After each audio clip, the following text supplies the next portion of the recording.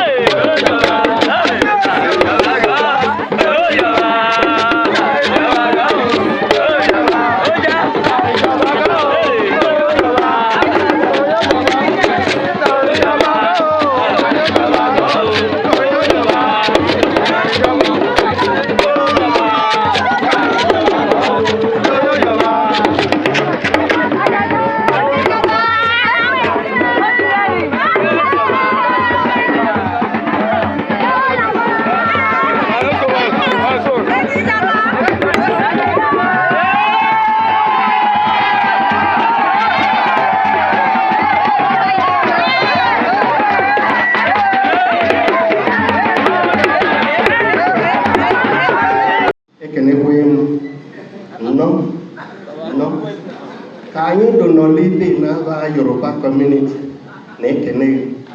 you are highly welcome.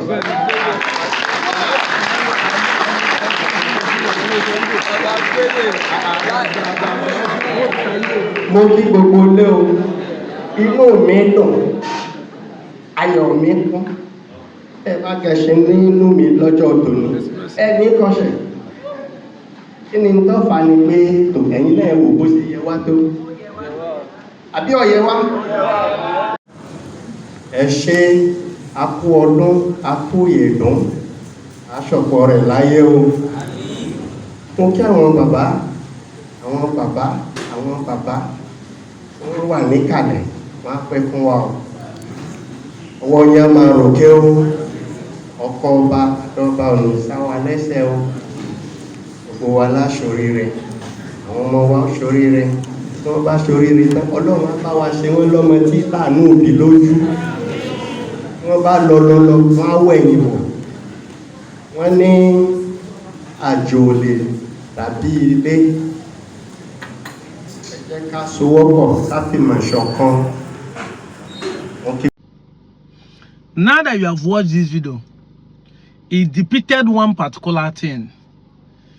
That Ndigbo is not afraid of others, while others are afraid of Ndigbo. That is called Igbophobia, the fear of Igbo dominance. And that was why the interview of Ahmadu Bello makes sense to me right now. Before I go further, let me define what is Igbophobia, because as of today, there's nothing like Yoruba phobia, there's nothing like Igalaphobia, there's nothing like Ilebinu phobia, there's nothing like Hausa phobia, there's nothing like Fulani phobia, there's nothing like Ejophobia, there's nothing like Efik phobia, there's nothing like Ibibiophobia, there's nothing like Nupe phobia, there's nothing like Gwari phobia. Nobody exhibit fear to other tribes in Nigeria that claim to be richer, stronger, politically strong, military strong, going about intimidating every other person. But those who they call slave, who they call beer fraud, who they call baby factory, those they say they are pushing drugs, those they say they amount to nothing, those they say they are not developing, are the one people are afraid of. Then the question is this: why are you afraid of Ndigbo? Why Igbophobia? Let us define Igbophobia first. Igbophobia refers to the discrimination, prejudice, and hostility directed towards the Igbo people, an ethnic group primarily located in the southern eastern Nigeria. It is a form of ethnocentrism and distrust that has historical roots, particularly stemming from the Nigerian Civil War and colonial era. We will not take the fact away about the effect of colonial era. The British government, who are the first who spread the propaganda of Igbophobia, who made others start seeing Igbos as their enemies. I've talked about it in my former video where I talk about Aye Ekumeku. The Ekumeku War gave birth to the British Igbophobia first, that lasted 31 years. And that's why it is appalling. It is lack of understanding and ignorance that we make an Anyoma son today to claim that he's not Igbo, when you are the reason why the Igbos in general are being hated by the British government. Because it was our fathers in Anyoma that fought the Aye Ekumeku for 31 good years. Go and verify, read the accounts. And after fighting the war from Eka Ibanke to Kwani today, to Ndoni that is now in River State, we are all called Eka constituency as of that time, they now saw us as an enemy of the British colonial era and decided to hate the entire Igbos as put together. That these people who resist them in Jamaica, who resist them in Bahamas, who resist them in South American countries where they take them as slaves, even back home, are still resisting them for 31 good years. And they hated the Igbo completely. You see it here. Stemming from the Nigerian Civil War and colonial era. Now, historical context. The term Igbophobia gained preeminence following the Nigerian Civil War 1967 to 1970, also known as the Biafran War. The war which pitted the Igbo-dominated secessionist state of Biafra against the Nigerian federal government left a legacy of bitterness and distrust. Igbophobia manifests as negative stereotype and prejudice against the Igbo people, often portraying them as aggressive, overly ambitious, or untrustworthy. The causes. The historical evidence surrounding the Civil War, coupled with the perceived economic success and political activism of the Igbo, have contributed to the development of Igbophobia. The Igbophobia can lead to discrimination in various aspects of life, including employment, social interaction, and political participation. In fact, let me put it this way: Ndigbo are not hated, Ndigbo are feared. There is a fear of everybody who come across any Igbo. That is why people hate people like us. See, since we have been saying we are Delta Igbo, nobody hates us. Nobody sees us as an enemy. Because they say, we will not be real Igbo. But since we started saying we want to unite our brother, that we know that we are real Igbo, people now see us as the same thing as they see Igbo people. That's why the hate comes. And that's why I see some of the cars or the Kwani that are denied the Igbo, because they don't want people to see them the same way. But the truth is that people see hate you no matter how you want to see it. People see treat you no matter how, because they know that you can't change your origin. They know who you are. Igbophobia. But is the Igbo people afraid of other people who are preaching the hate? No. No. No. That is why I played that video for you.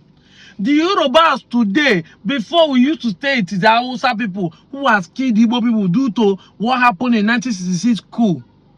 They have tried to revenge over the time. Any small thing they slaughter the Igbos, any small thing they burn Igbo property. Now it is the Yorubas, because of political powers, they are now doing the Igbophobia today. But the truth is that, does Igbo hate those people? I saw a video where somebody posted on Twitter that an Hausa man is saying Peter Obi no demolish mosques in the north, in Anambra. He did not even give us ID card. All those things are lie. In front of Peter Obi in a political campaign, the man is saying it. I saw the video on Twitter. Go and find it out and watch. Today, the Yoruba has an Oba in Oka, Anambra State. That's the video I played for you. Oba of Yoruba people. We don't see them as a problem. The Hausa has the emir in Enugu, has the emir even in my own village. The leader of Hausa community, they will say, no, are they trying to be the kingdom? Because that is where you are not going now. But you are forgetting that before that man came, this same narrative has been spread in 2023. This thing that is trending today in Ghana did not start today. So you will not say, why didn't you accept Ndigbo before? Why are you still afraid of Ndigbo as of 2015, as of 20, when you started threatening Ndigbo? That if you vote this person, even during Buhari time 2015, if you vote against Buhari, we will throw you into the lagoon by the Oba of Lagos. Abidaman Tuna, we talk him. A video is not trending. That is Shagari that told everybody that Lagos belongs to everybody. But everybody has spent the narrative against Ndigbo. Ndigbo says it's no man's land. Why all these lies? You are afraid of Ndigbo. The truth. It is only a coward that will see a truth and change it. Confront the Igbo man. Tell and say, I dey fear you. I dey fear you. Not be say you go toss Igbo man wicked when you know it's not wicked. When you did not do anything bad. Tell and say, I dey fear you. See what people talk about you. This is what people have been saying about you. Is it true?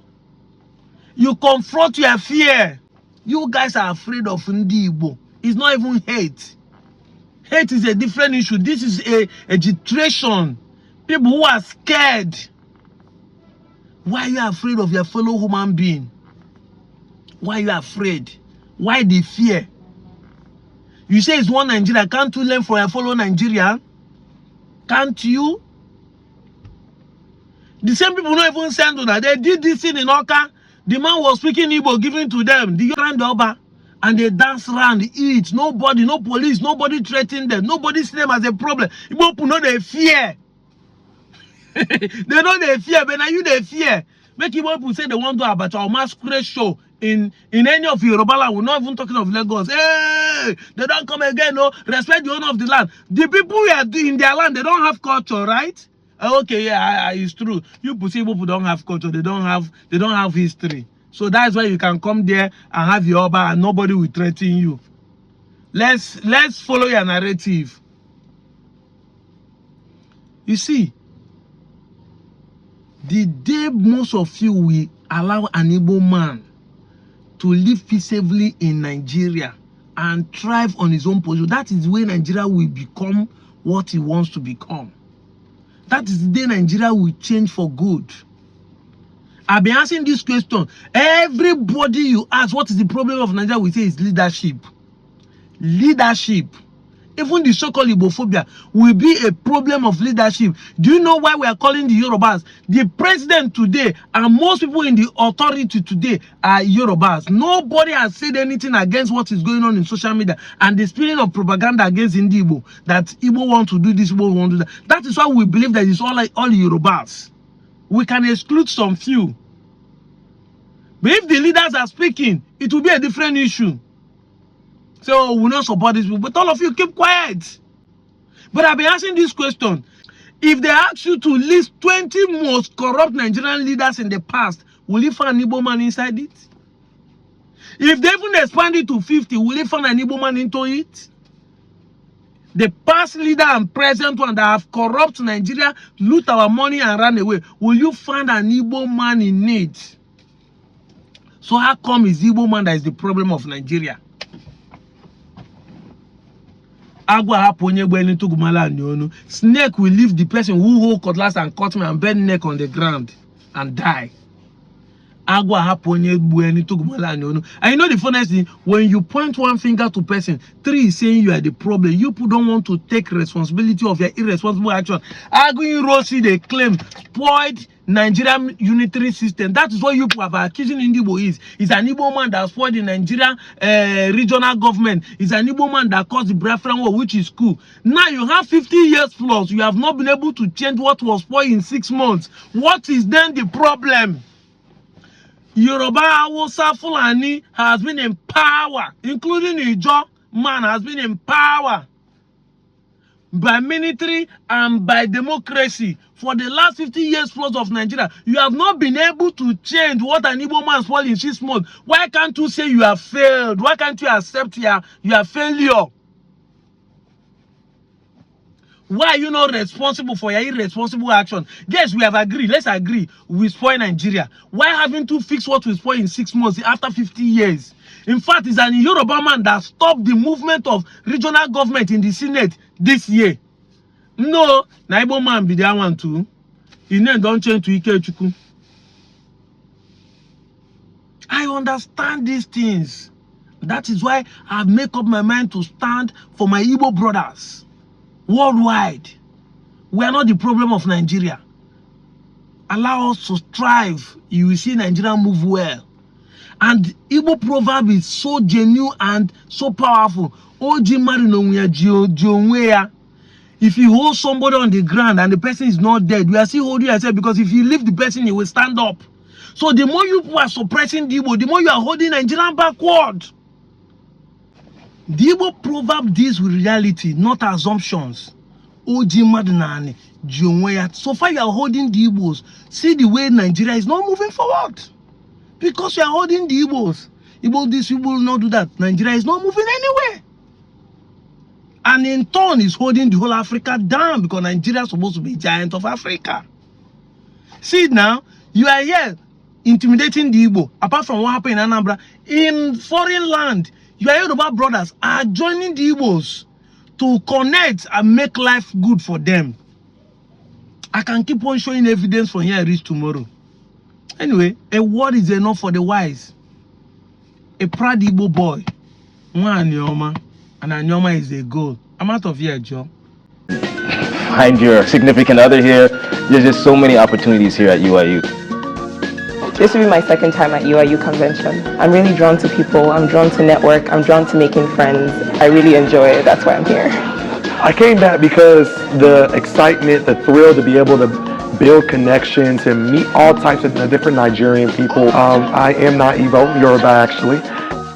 Every convention I think gives you different things, but everyone just builds upon the last.